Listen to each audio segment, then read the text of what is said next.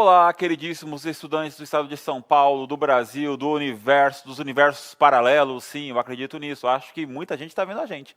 Bem-vindos a mais um Aprendendo com o Saeb, direto dos estúdios internacionais do Centro de Mídia da Educação de São Paulo. Eu estou meio ambicioso hoje, né? Então vamos lá. Hoje essa aula vai ser maravilhosa, sensacional, porque vamos aprender uma das coisas mais importantes que existe. Vamos falar disto que é muito importante, que é você aprender a identificar opiniões diferentes dentro do mesmo texto. Olha, está aqui, ó, bonitinho, mas resumidamente é o que eu estou falando para você. Você vai aprender a identificar opiniões diferentes dentro do mesmo texto. Cara, tá aí uma coisa importante. Vou até desmontar aqui, estou ficando à vontade para falar com você. Tá aí uma coisa importante. Por que é importante? Porque quando você está lendo um texto, você começa a ler e percebe assim, nossa, o cara está falando algo para mim, um texto de opinião, por exemplo. Aí você começa a ver que às vezes mudou de assunto e você não entende o que está acontecendo. Ou pior ainda, e aí vou acusar você, e me acusar também, que eu já fiz isso quando era aluno, quando estudava, ou então quando não lia tanto. Eu pegava aquela fala solta e falava, olha, o autor falou tal coisa. Por exemplo, vou usar o autor como Mauro, não, então, olha só. O Mauro afirma que é contra tal coisa. Só que o texto todo, o Mauro é a favor. E aquele ponto específico, o Mauro é contra. Só que o Mauro foi contra porque, às vezes, está usando um contra-argumento. Ele puxou uma opinião de um outro lugar e trouxe para o texto. Para quê? Para reforçar a ideia. Por exemplo, olha, dizem que a Lua, eu estou afirmando, a Lua não foi, sei lá, não recebeu visitas de seres humanos, não existe isso, nunca ninguém pisou na Lua. Porém, a NASA afirma que o homem pisou na Lua. E aí eu continuo falando, não, mas não pisou tal. Aí você pega aquele trecho e fala assim, olha, o Mauro falou que o homem pisou na Lua. Só que quem falou foi a NASA. Eu trouxe um argumento de fora para debater comigo.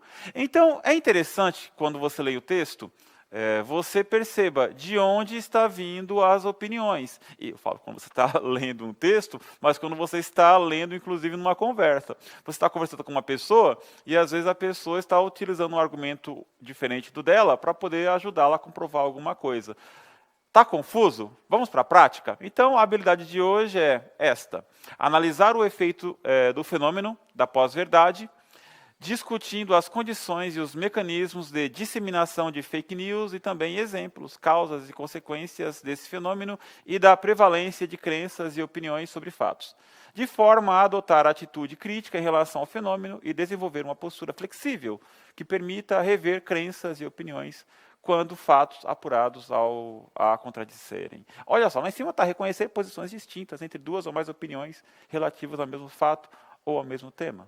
Ou seja, eu quero que você consiga fazer isso. E isso, gente, não é pouco importante. É uma habilidade fundamental. Você perceber que, olha, dentro do texto, às vezes, há um ruído que é colocado propositalmente pelo autor. Para quê? Para ajudá-lo a manter a sua própria opinião. Isso é fundamental. Então vamos lá. O texto que vamos ler hoje fala sobre a renda mínima universal. Na tela, acompanha, não perca o fio da meada. Olha só. Proposta de renda mínima universal é cercada de polêmica. O conceito de uma renda básica universal vem sendo tema de discussão entre filósofos, economistas e políticos durante séculos, sempre cercado de muita polêmica. Um dos fundadores dos Estados Unidos, o economista britânico Thomas Paine, propôs, em um ensaio chamado Justiça Agrária, de 1797, a tributação de grandes propriedades fundiárias, de modo que cada indivíduo recebesse uma subvenção de capital que lhe permitiria fugir à indigência e exercer os direitos declarados universais. Já em 1853, o filósofo francês François Rouet defendia tais transferências de renda sem contrapartidas para todos os jovens adultos que seriam financiadas por impostos sobre heranças e doações. Mais recentemente, economistas de renome, como o americano Joseph Stiglitz e o francês Thomas Piketty engrossaram o coro pela aprovação de uma renda mínima universal.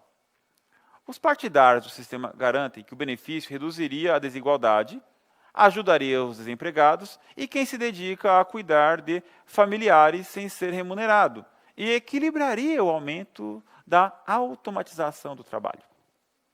Por outro lado, seus críticos afirmam que o pagamento regular feito pelo Estado desencorajaria as pessoas a trabalhar e, assim, prejudicaria a economia, fomentando a pobreza. Mas, segundo um estudo publicado em 2011 por Evelyn Forget, professora de economia da Universidade de Manitoba, no Canadá, o pagamento de uma renda básica a todos os cidadãos de Dauphin, durante o experimento conduzido na década de 1970, reduziu a pobreza e amenizou vários outros problemas socioeconômicos. Paralelamente, em vários países do mundo, incluindo muitos latino-americanos, há movimentos que pressionam com mais ou menos sucesso para que os salários mínimos se tornem salários dignos. A criação do salário mínimo foi uma tentativa de criar um nível básico de ingresso, diz Linda Yue, professora adjunta de economia na London Business School, na Inglaterra. A renda básica universal e o salário mínimo digno são ideias similares, mas a renda básica vai mais longe, pois trata de assegurar que todo mundo tenha um nível mínimo de rendimento para poder viver. Acrescenta ela. É isso. O texto tem qual opinião? A opinião do texto é de que é necessário que haja uma renda mínima. E o texto defende esta ideia. Só que dentro do texto há uma opinião divergente, uma opinião contrária, tanto que depois ela é até rebatida. Vou chamar essa opinião divergente de contra-argumento. Ou seja, o autor do texto está argumentando a favor da renda mínima e coloca que tem pessoas que são contrárias e coloca o contra-argumento. Então, é importante que a gente perceba qual é esse contra-argumento, porque se você extrair apenas aquela fala, você vai falar para todos que o texto está dizendo algo contrário, ou que o texto está se contradizendo. Note bem, você tem direito a ter opiniões contrárias ao do texto, porém, você tem a obrigação de entendê-lo, você tem o dever de entendê-lo. Por quê? Porque significa que você está lendo com qualidade. Esse texto, por exemplo, você pode discordar dele, mas ele é totalmente a favor da renda mínima para o cidadão. Porém, todavia, contudo, entretanto, dentro do texto, há uma opinião contrária. E a pergunta aqui é essa, olha só na tela. Há uma opinião divergente sobre a proposta de uma renda básica mínima universal apresentada no texto. Ou seja, há uma opinião divergente, não quer dizer que o texto é divergente. Opinião divergente, aprende a palavra, divergente, quer dizer contrária. Usa a palavra do cotidiano. Olha, eu divirjo de você. É bacana, divergente, contrário. Então, olha só, há uma opinião divergente. Das alternativas que eu proponho para você, qual delas é divergente? Qual delas é contrário à adoção de uma renda básica mínima universal? Vamos lá. Onde está contrário?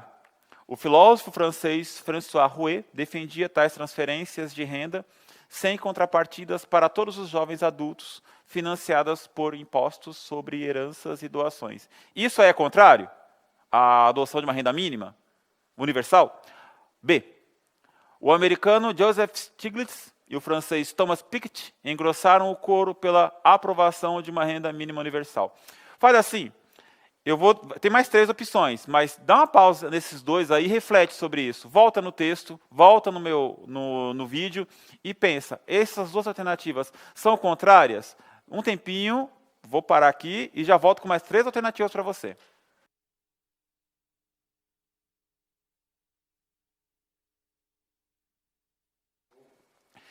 Agora, mais 3. Então, é uma das duas? Uma dessas duas discorda, são contrárias? Então, mais 3 alternativas para você. Olha só, vamos ler.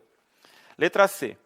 O pagamento de uma renda básica a todos os cidadãos de Dauphin reduziu a pobreza e amenizou vários problemas socioeconômicos. Será que isso é contrário?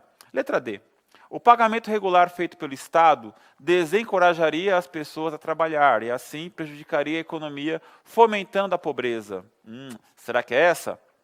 E letra E, o benefício reduziria a desigualdade, ajudaria os desempregados e quem se dedica a cuidar de familiares sem ser remunerado.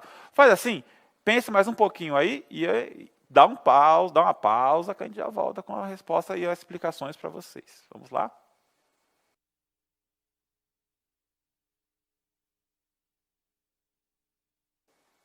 E aí, como foi o debate? Conversou com o professor, conversou com os colegas, você sozinho em casa, voltou no texto? Olha, então vamos lá, gente. Dentro do texto é mais fácil de perceber isso, porque tem um marcador textual ali que nos ajuda bastante. Eu estou falando algo para vocês. Olha, eu gosto muito de você, mas esse mas indica que eu vou dizer algo contrário. Eu gosto muito de você, mas tem um problema aí. Quer dizer, eu vou falar algo que não é tão legal. Ou seja, alguns marcadores nos ajudam a apontar ideias contrárias. Por exemplo, eu, sei lá, acho que o meu time de futebol é melhor. Entretanto, olha só, entretanto, ou seja, eu vou apresentar uma ideia contrária ao meu time. Vou apresentar o contra-argumento. Então, existem marcadores que, dentro de um texto, colaboram para a construção de um contra-argumento, ou seja, de uma ideia contrária. Tanto que, no texto, o autor até rebate o contra-argumento. Eu vou fazer o seguinte, vou voltar no texto bem rapidamente para a gente poder voltar aqui. Olha só, nessa tela, olha aqui. Os partidários do sistema garantem que o benefício reduziria a desigualdade, ajudaria os desempregados. Que sistema aí está falando? O sistema de que tem que ter uma renda mínima. Aí vem o autor e coloca assim, por outro lado, por outro lado, contudo, entretanto, todavia, porém, mas, né? Por outro lado, ou seja, vai apresentar uma ideia contrária dele. Seus críticos afirmam que o pagamento regular feito pelo Estado desencorajaria as pessoas a trabalhar e, assim, prejudicaria a economia, fomentando a pobreza. Ou seja, ele fala totalmente a favor. Porém, por outro lado, os críticos afirmam que, olha, vai desencorajar as pessoas a trabalhar. E ele rebate no parágrafo seguinte, dizendo o quê? Segundo um estudo publicado em 2011, na cidade tal, as pessoas que trabalharam ficaram bem, tal. Ou seja, ele aponta um argumento contrário e rebate. Quando você olha isso, você fala, olha, ele está falando contrário a ele. Mas por quê? Apenas para retomar a ideia e dar força para o texto dele. Olha, eu pensei nisso. Eu sei quem fala contra mim, eu sei. Porém, eu pensei e consigo rebater. Você tem que identificar nos textos, nas falas das pessoas, esses ruídos que não são ruídos, são propositais. Para quê? Para algum objetivo. No caso aqui, mostrar o outro lado. Então, resposta correta é a resposta D. O argumento contrário é esse, a letra D. O pagamento regular feito pelo Estado desencorajaria as pessoas a trabalhar e, assim, prejudicaria a economia, fomentando a pobreza. Este argumento é contrário a todo o texto dele. É um texto que defende a renda mínima básica para todo o cidadão. Gente, eu espero que esta aula tenha sido de proveito. Volte nela, por favor, reveja, pense de novo, leia o texto, converse com o professor a respeito, procura nas suas pesquisas o termo contra-argumento, né? Leia artigos de opinião, textos dissertativos e, olha, é importantíssimo que a gente perceba quais são os argumentos que a gente utiliza para estruturar uma tese, uma ideia, uma opinião, porque a gente consegue convencer melhor e ser menos convencido, e consegue debater melhor. Sustentar a nossa opinião no mundo é importante, aprender com a opinião dos outros também.